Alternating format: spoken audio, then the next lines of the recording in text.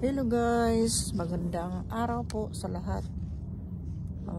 Magandang gabi, magandang umaga, magandang tanghali sa inyong lahat, lalo na sa mga OFW na nandyan sa ibang bansa. Welcome to my channel, Inday Gardening and Daily Vlogs. Ngayon ipakita ko sa inyo kung paano maglagay ng abono sa bagong tumutubo na cabbage. Ilang araw pa lang to guys, pero tingnan nyo, ang mahaba na sila. Kaya kailangan na nila ang fertilizer para madali silang tumutubo. Samahan niyo ako guys. Kunti lang ang i-apply ko na abono kasi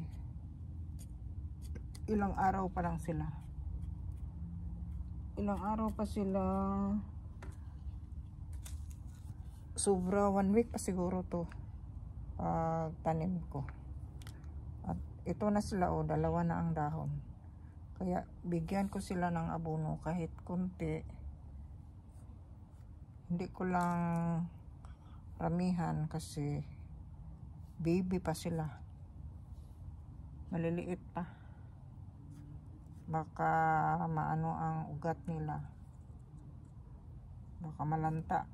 Kasi ang abono na to is maalat. Kaya konti lang yung ilagay ko.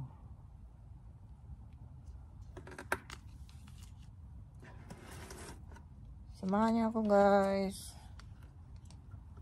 Mag-apply tayo ng abono. Konti lang.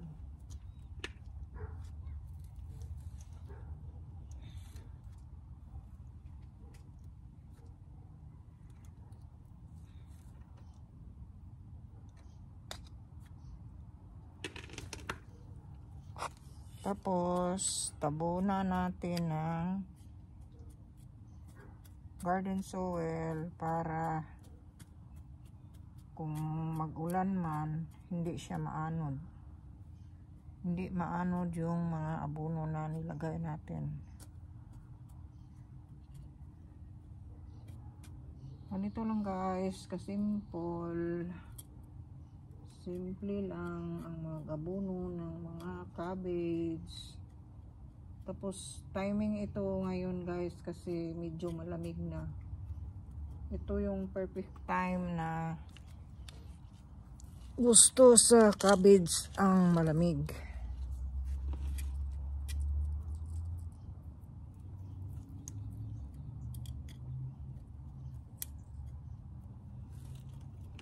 Tapos pagkatapos na matabunan na, diligan natin ng tubig para ang abono matunaw.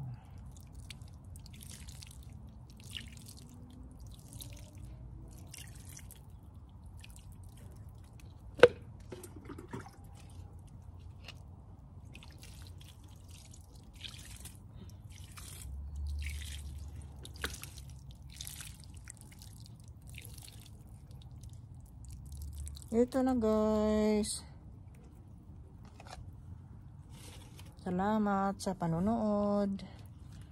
Don't forget to like and subscribe my channel, Inday Gardening and Daily Vlogs. Sa mga hindi pa nakapag-subscribe, please subscribe my little channel. At saka pakipindot na lang ang notification bell para updated kayo sa mga videos na gagawin ko. Hanggang dito na lang. Salamat. Salamat. Salamat. Bye-bye. Have a good day. Thank you.